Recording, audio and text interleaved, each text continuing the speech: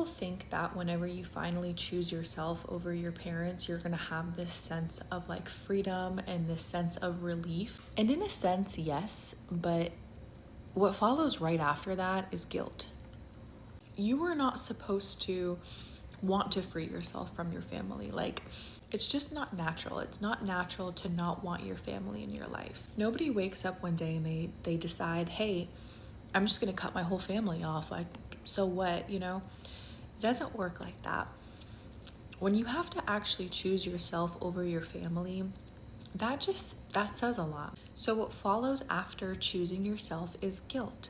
And you inherited this guilt. This guilt was put in you as a child. As a child, you knew that family was important. You're not supposed to step out of your role. This is your identity. I believe that family is extremely important. However, I don't believe that family is controlling, manipulative, mean, or bitter about anything. Oops. I think family is extremely important. Like, do not get me wrong at the fact that because I chose myself, I don't think family is important. Family is my number one priority in life. But my family, the family that loves and supports me, not the family that would hate me for just having a different opinion in life. So you do have guilt. You have guilt that follows choosing yourself because you were never supposed to choose yourself. And I don't mean that in any, I mean like you were never supposed to decide, should I choose myself or should I choose my family? In a safe, normal, healthy family dynamic, you are not supposed to even have to make that decision. You are not supposed to have to choose yourself. It should be normal where your family does their part by raising you to be a good member of society, guiding you with their best ability so that you can go out into the world and be safe and be happy and be smart. But in my situation, in a lot of other girls' situations, you were assigned a role. And if you stepped outside of that role, you got in trouble.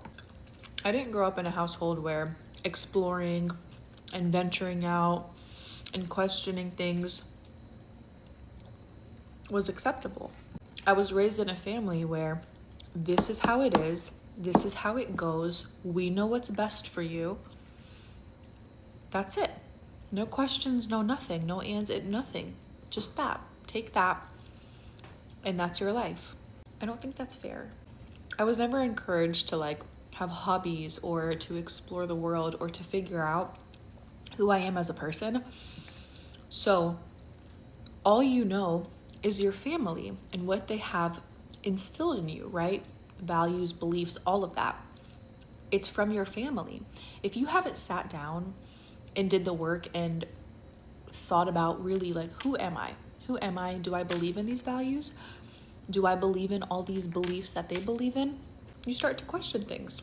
As a human being, you're curious, right?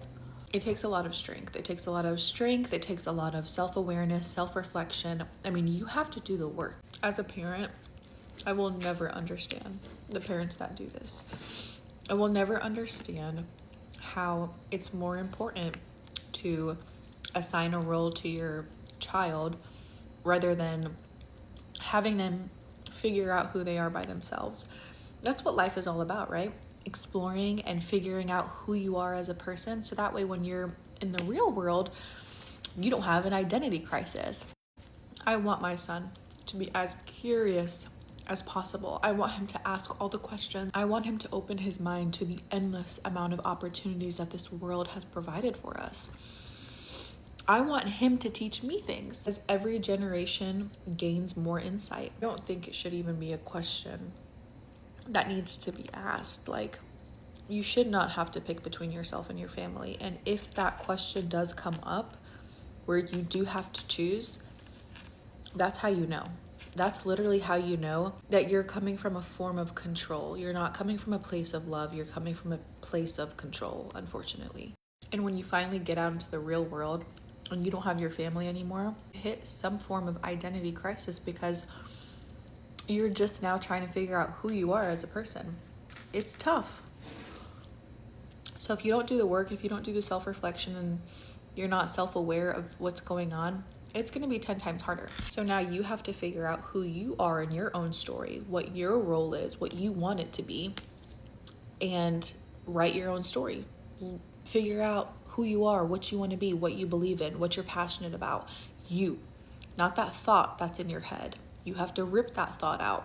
You have to rip those voices out because it's not your voice. You have to figure out who you are as a person.